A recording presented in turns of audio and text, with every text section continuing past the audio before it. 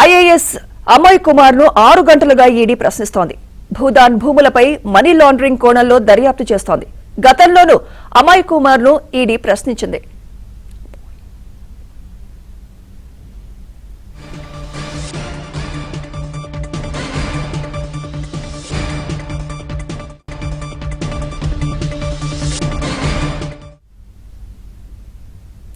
IAS Amay Kumar ను 6 గంటలుగా ED ప్రశ్నిస్తోంది. Bhoodan భూములపై money laundering కోణంలో దర్యాప్తు చేస్తోంది. గతంలోనూ అమయ్ కుమార్ ను ఈడీ ప్రశ్నించింది.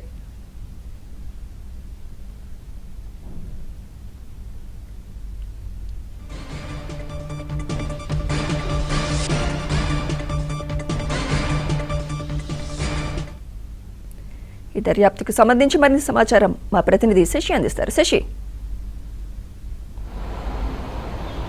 సీనియర్ ఐఏఎస్ అధికారి అమయ్ కుమార్ను ఈడీ అధికారులు విచారిస్తున్నారు. గడిచిన 6 గంటలుగా ఆయనకు సంబంధించినటువంటి విచారణ కొనసాగుతుంది. ప్రధానంగా భూదాన్ భూముల వ్యవహారంలో మనీ లాండరింగ్ కోణాన్ని దృష్టిలో పెట్టుకుని ఈడీ అధికారులు విచారణ కొనసాగిస్తున్నటువంటి సందర్భం ఉంది. రంగారెడ్డి జిల్లా కలెక్టర్గా అమయ్ కుమార్ పనిచేస్తున్నటువంటి సమయంలో భూదాన్ భూములకు సంబంధించి సుమారుగా 42 ఎకరాలు ఆయన అన్యాక్రాంతం చేశారు. మరోవైపు ప్రైవేట్ వ్యక్తులకు కట్టబెట్టారంటూ కూడా ఆయన పైన ఆరోపణలు ఉన్నటువంటి నేపథ్యంలో ఈ 42 ఎకరాలు ప్రైవేట్ వ్యక్తులు కట్టబెట్టేటటువంటి సమయంలో పెద్ద ఎత్తున కూడా డబ్బులు చేతులు మారాయి. మరోవైపు అమయ్ కుమార్ భారీగా లబ్ధి పొందారంటూ కూడా ఆయన మీద ఆరోపణలు ఉన్నాయి. అయితే గతంలో ఈ భూదాన్ భూముల వ్యవహారంలో విజిలెన్స్ సంబంధించినటువంటి విచారణ జరిగింది.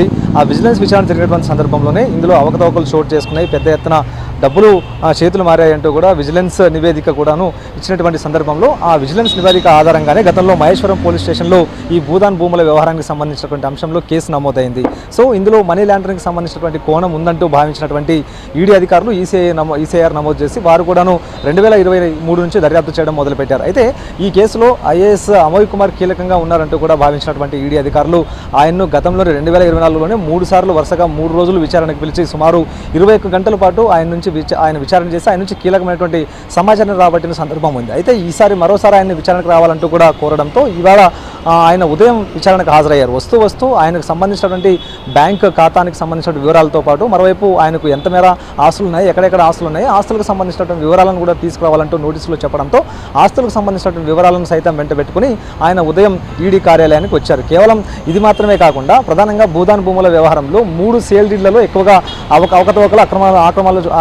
అవకతవకలు చోటు చేసుకున్నట్టుగా కూడా ఈడీ అధికారులు గుర్తించారు. కాబట్టి ఆ 3 సేల్ డీడ్ నంబర్లను వెంటబెట్టుకుని రావాలంటూ చెప్పినటువంటి నేపథ్యంలో ఆ సేల్ డీడ్లను కూడా ఇప్పటికే తీసుకుని వచ్చి ఈడీ అధికారులకు అందించినటువంటి సందర్భం అయితే ప్రస్తుతం మనకు కనిపిస్తూ ఉంది. అయితే 42 ఎకరాలు పెద్ద ఎత్తున కూడా ఇదంతా కూడా ఎక్కువగా విలువ కలిగినటువంటి భూములు. సో ఈ భూముల్ని ఉద్దేశపూర్వకంగానే ఇతర వ్యక్తులకు అప్పగించడం ద్వారా వారి నుంచి లబ్ధి పొందారన్నది ఇప్పుడు ఆయన మీద ఉన్నటువంటి ఆరోపణ. కాబట్టి ఎవరు ఇదంతా కూడా చేశారు, ఎవరి ఆదేశాల మేరకు ఇవన్నీ కూడా చేశారు, ఇందులో మిగతా వ్యక్తులకు సంబంధించినటువంటి పాత్ర ఏంటి, నిజంగా ఇందులో మనీ లాండరింగ్ కోణం ఉందా అనేటటువంటి అంశాల గురించి ఇప్పుడు ఈడీ అధికారులు ఫోకస్ ఉంచినటువంటి సందర్భం కనిపిస్తుంది. అందుకు అనుగుణంగానే ప్రధానంగా ఆయన కొన్ని వివరాలను ముందుంచి విచారిస్తున్నారు. గతంలో విజిలెన్స్ సంబంధించిన నివేదికను కూడా ఇప్పటికే ఈడీ అధికారులు సేకరించారు. ఆ విజిలెన్స్ నివేదికలో ఉండేటటువంటి అంశాలతో పాటు గతంలోనే 3 సార్లు ఈడీ అధికారులు ఇటు అమయ్ కుమార్ను విచారించారు. ఆ తర్వాత ఇందులో మరికొంతమందిని కూడా విచారించినటువంటి నేపథ్యంలో వారిచ్చినటువంటి స్టేట్మెంట్లను కూడా ముందుంచి ప్రజెంట్ అమయ్ కుమార్ని విచారిస్తున్నట్టుగా కూడా తెలుస్తుంది. సాయంత్రం వరకు కూడా ఈ విచారణ కంటిన్యూ అయ్యే